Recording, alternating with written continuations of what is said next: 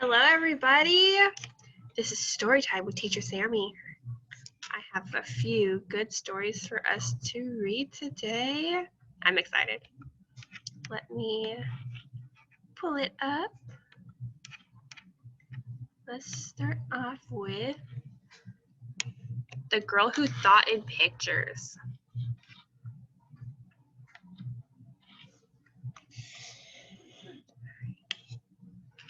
If you've ever felt different, if you've ever been low, if you don't quite fit in, here's a name you should know. Temple Grandin. That name, in her tale, you'll find glory. So be ready, get set for this cowgirl's true story. Ooh, you guys ready? I love her movie. In the city of Boston, one hot summer day, a sweet baby was born. It was Temple. Hooray! Unique from the start, an unusual girl. She loved spinning in circles and watching things twirl.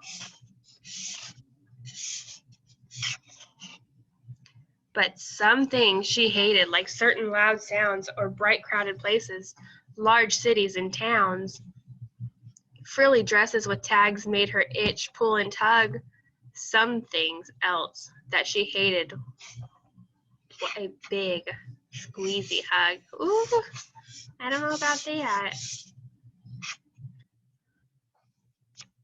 A shy loner, this temple, but she got mad when her feet. Ooh, I apologize, you guys. A shy loner, this Temple, but when she got mad, when her feelings of stress and frustrations got bad, quite a tantrum she threw. Kicked, holler, bang, and shriek, yet still, by age 3, not one word did she speak. Oh no. She'll never be normal, was what some did say. Her brain's not quite right. You must send her away. Oh no, that's not nice. Away, not my Temple, her mother proclaimed. Well, we'll figure this out. You should be ashamed. Then, little by little, through sometimes she balked.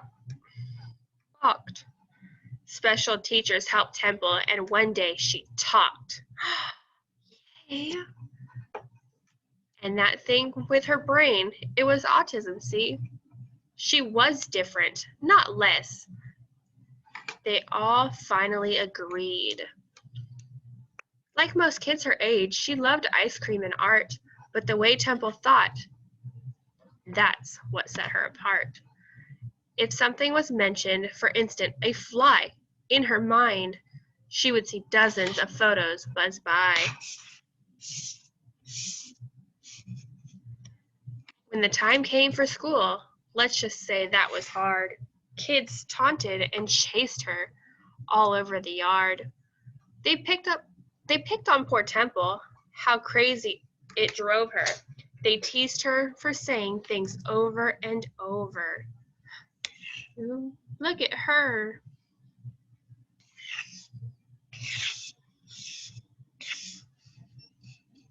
Until finally she snapped. Yes, she did, lost her cool, threw a book at a kid, and was kicked out of school. No one really got Temple, but, well, then again, the truth of it was Temple didn't get them. You need time away, said her mom, and that's what's best. You'll go visit your aunt on a ranch out west. And guess what? Fitting in on the farm was less stress, since the pigs don't care if her hair was a mess. Quite a sweet spot she had for the cows in her head. Such big, gentle beasts, who knew nothing of words. As she watched her new friends, a thought popped in her head. These cows think like me in pictures instead.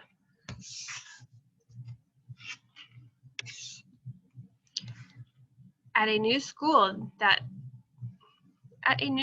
that fall, Temple found more support and a teacher who taught her, "You'll never fall short. When you find what you're good at, like science, you'll soar." And that teacher was right. He had opened a door.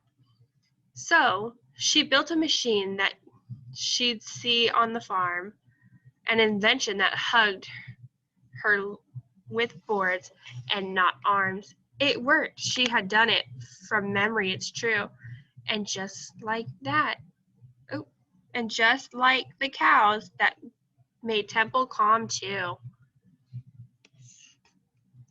"I'm special," she thought, like a bright shooting star. "My attention for details could get me far." Through her study, she learned that there were farms not so kind. "I will help them," she said. "Some solution she'll find." And then something cool. Can you guess? Could it be? Off to college she went. A degree? She earned 3. And though ladies were experts on farms at the time, do you think that stopped Temple? No way. She did fine. She stepped through that door and went forward, no tears. She took on the world, but at times she had fear. Because some things were scary, like people she'd met who'd ignore her ideas and, well, wouldn't be sweet. But she never gave up, learned her stuff through and through, like why cattle will circle and what makes them moo. To build better farms was her goal. She would do it. Be kind to our creatures. They have feelings. She knew it. And slowly but surely, she changed many minds until farm after farm built her awesome design. Word spread about Temple. Her feet's not so small. Temple Grandin, she's grand. She's the grandest of all.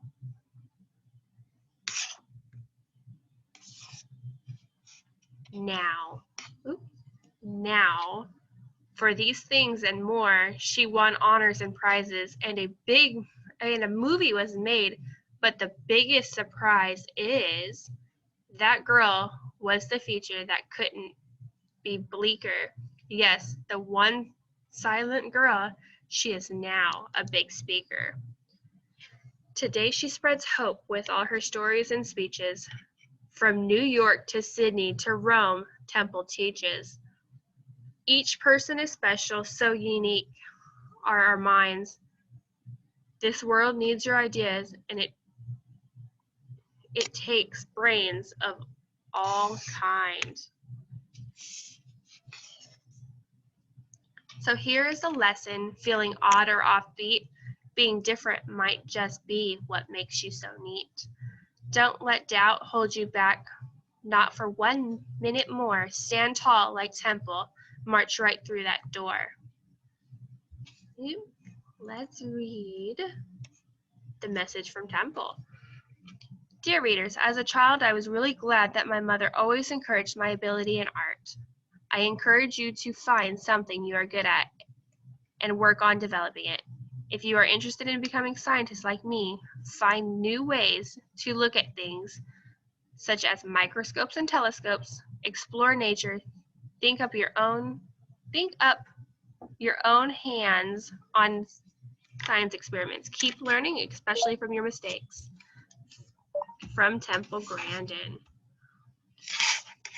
Here's some information about her. That's a cool story. Let's go read our next one. My brother Charlie.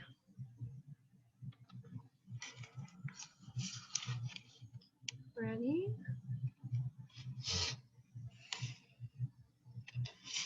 We've always been together, even in Mommy's tummy, my twin brother, Charlie and me. We still share lots of things, curly hair and brown eyes, how much we love hot chocolate with marshmallows, our dog Harriet, rolling in the grass, music, football, and names that start with the letter C, Callie and Charlie. But being twins doesn't make us exactly the same. I'm 2 minutes younger than Charlie. I can stare for hours at the Big Dipper and the moon, and I love to talk. Charlie is skinnier and goofier than me. He hates math. When he looks at the sky, he finds jets and helicopters, and sometimes my brother gets very quiet. Let me make this a little bigger. When we were babies, I pointed out flowers and cats and fireflies. I snuggled and giggled with Mommy on dark nights. I told Mommy again and again how much I love her. But Charlie was different. He wouldn't play with me or kiss Mommy's cheek when she hugged him, and he didn't say I love you. Seems those words were locked deep inside my brother. Everyone told Mommy not to worry. He's just being a boy, they said. But Mommy knew there was something different about Charlie. I knew it too.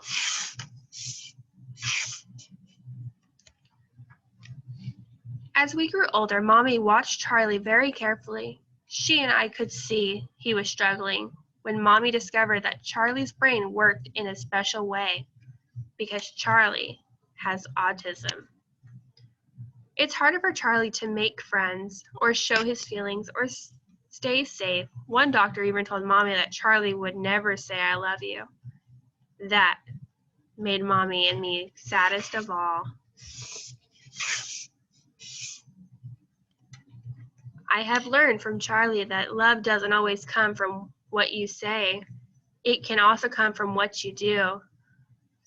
And so we do right by Charlie. We love Charlie strong. We watch over him with the might of angels. We have to. When Charlie wants something, nothing stops him, even when it's dangerous. And there are days when it's hard to be Charlie's sister. Sometimes he can ruin the best playdates. Other times he seems so far away, like when he won't look at me or speak or play.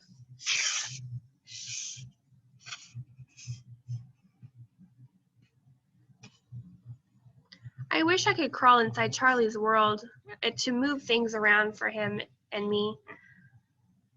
I know Charlie wants to be in my world, fitting in, making friends, and having fun and laughing. There are good times with Charlie too. When Charlie looks right at me and welcomes me with his smile, he lets me touch his face. He laughs when we lock fingers in a holding hand game. That's Charlie's I love you, said in silly ways we play together.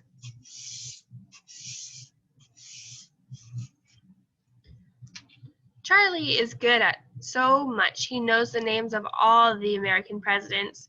He's a fish in the water. He has a special way with animals, especially Harriet. When Harriet and Charlie are together, there's even more I love you said in the way. Only Charlie can. When he gets Harriet to sit, run, or listen. Charlie's got a mind that tests things, shoelaces, paper clips, apples, pine cones, and he enjoys sharing. He likes to show off his shell collection, his new sneakers, and how well he plays Itsy Bitsy Spider on the piano.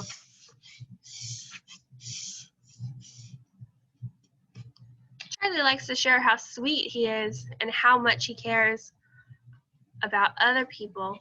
When I fall off my bike or I bump my head, Charlie comes running.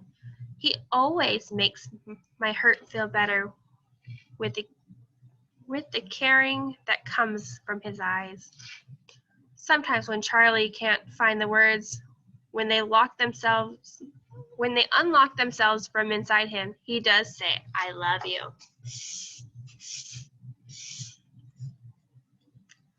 I will always remember the first time I heard him say it, so clear and kind. So Charlie, I banged my toes hard and cried There was my brother patting my back, saying over and over again, "Don't cry, Callie. I love you."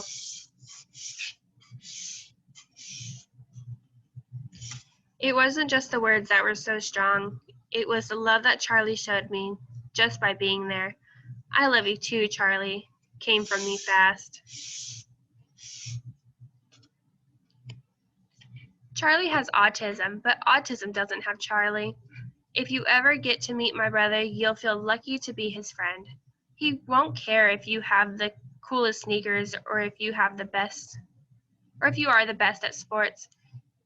He'll just like you for who you really are. That's Charlie. I'm blessed to be Charlie's sister and to share so much. I count my Charlie blessings every day. At the very top of my Charlie's blessing list is the love Charlie and I have for each other.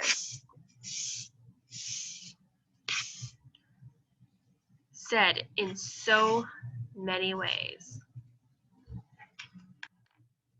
Now, let's see. For our next story, we have a friend for Henry. Ooh, there's a fish. Do you see the fish, you guys?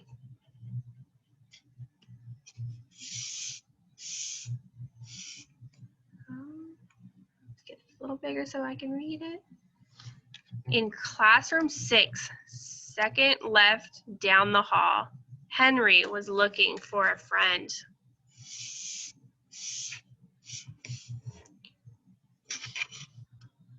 It couldn't be Gilly who circled her fishbowl. She's quiet. Though Henry. I'm sorry, you guys. It couldn't be Gilly who circled her fishbowl. She's quiet, thought Henry, but she can't play on the swings. It couldn't be Mrs. Morgan who knew about hugs. She shares, thought Henry, but she has to. Could it be someone else in class 6? In art class, Vivian shared Henry's double easel. Vivian was a kaleidoscope, a triangle of colors. She had ribbons in clackety shoes. She knew every pony song. Her fingernails were painted like rainbows. When I get paint on my fingers, Henry says, I wash it off. Vivian waves her hands too close to Henry's face. My mommy painted them. Aren't they pretty? Painting on people is against the rules, said Henry. Did your mommy get in trouble? No. Henry lowered his voice. Did you get angry? Why should I? But Vivian was very angry later. He ruined them. She likes rainbow, Henry explained, and he thought a friend would say thank you. Uh-oh. Reading time was Henry's favorite. My friend would like it too. It was Henry's turn to put out the carpet squares. He tucked the blue one next to the brown one, green in the very middle. All the edges met and the corners fit perfectly. Reading time, shouted Samuel. My favorite. Samuel was a thunderstorm booming and crashing. He was kind of scary if it didn't have you. He was kind of scary if you didn't have your blanket. He could pick up crayons with his toes and do proper somersaults. Henry stepped in front of Samuel. Somersaults are hard. Samuel dodged past. I want a green one.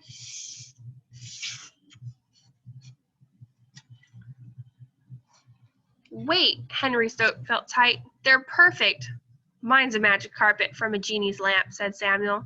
It's not. Henry's face was hot. It's a rug world. Oh, it's from Rug World. There's a sticker. Up, up, and away, magic carpet. Booming and crashing, Henry's fingers curled close.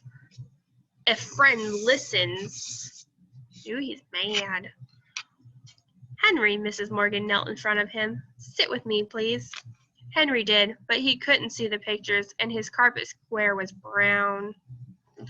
During snack time, Jaden took 3 crackers instead of 2. At recess, Riley dug up worms and let them use the swing. At free time, Henry hoped for a friend. Felt small. He watched the sunlight play along Gilly's scales. He could watch Gilly for a long time. Katie watched too. Katie smelled like strawberry milk. She read storybooks all by herself. She slid down the big slide, sometimes backwards. A big slide is too big, said Henry. Gilly floated past. She's shimmery, said Katie. But she didn't blink, said Henry. What does she do? She burps pebbles, Henry thought, and breathes underwater, and turns sunshine into colors. Henry hunched into his sweatshirt. Fish things. Katie bent to have a closer look. I like her. Henry tried not to blink. Want to play blocks? Sure. I don't like triangles, said Henry. I don't like broccoli, said Katie. Together they built a tower. It had rectangles, cylinders, squares, but no triangles or broccoli. It's perfect, said Henry. Thank you, said Katie. The next day they played on the swings, and Katie went down the big slide.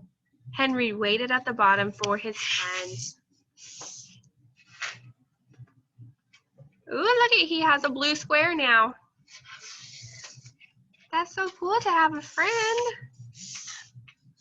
They're playing blocks with no triangles. All right, we have one more story.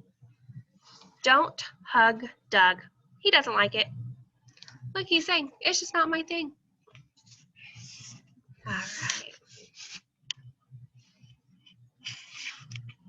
You can hug a pug. You can hug a bug. Maybe. Or a slug. Ew! But don't hug Doug. He doesn't like it. Oh, look, you guys, he's using his words. He says, no hugs, please.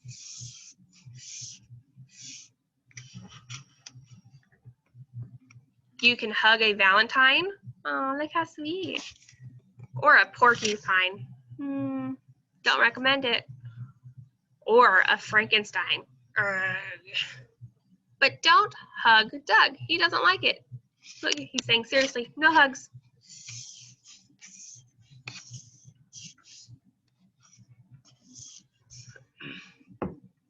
Don't worry.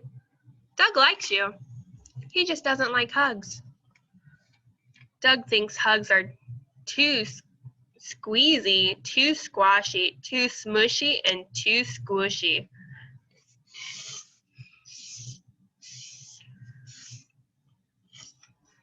There are lots of things that Doug does like. He likes to sort his rock collection and try on his sock collection and draw with a chalk collection. Ooh, look at all those collections he has. He really likes harmonica band. Ooh, listen, they're all doing the squeaking sounds. But he doesn't like hugs. So, no matter how huggable he looks, no matter how much you want to, even if it's his birthday, please don't hug Doug. What about hello hugs? No. What about goodbye hugs? Nope. What about game-winning home run hugs? Nuh-uh. What about dropped ice cream cone hugs? Still no, but I'd love another scoop.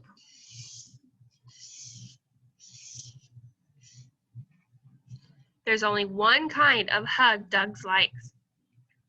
He likes a not squeezy, not squashy, not squishy, not smooshy, just right bedtime hug from his mom. Is it bedtime? Are you Doug's mom? No, you're not. So don't hug Doug. Thanks, but no thanks. Can you hug these people? Doug's best friend Finn, Grandma McGinn, an identical twin, this kid. There's only one way to find out. Ask. Ready? Let's ask Doug's friend Finn. Can I hug you? Look, he says not now, gotta roll. Grandma McGinn, let's ask her. Can I hug you, Grandma? Oh, look at that. She says, yes, I've always loved hugs and I always will. Let's ask the identical twins. Can I hug you? One says yes, one says no. Let's ask this kid, can I hug you? He says, bagoo, bagoo, ba. That means yes.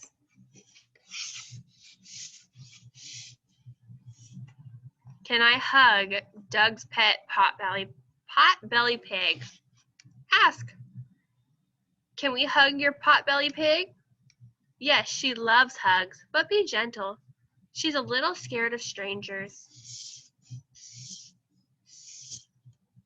Some people love hugs. Lots of people don't.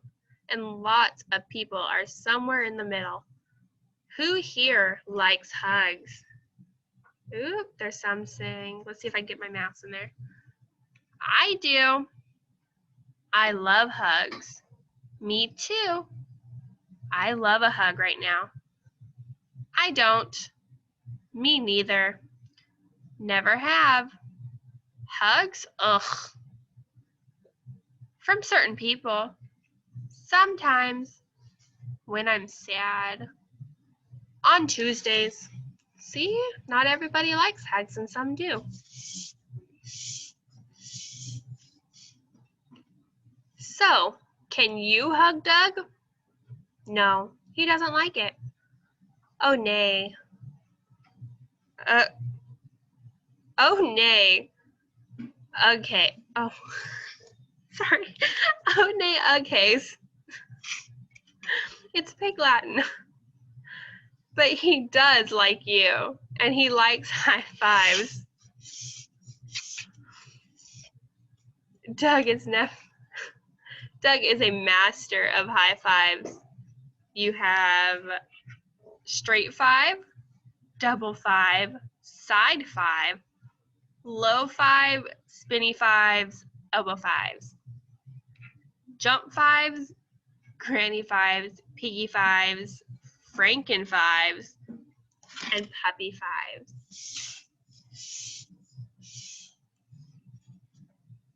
He even has a high five for you. Go ahead, ask. Hey Doug, high five? Yes, I love high fives.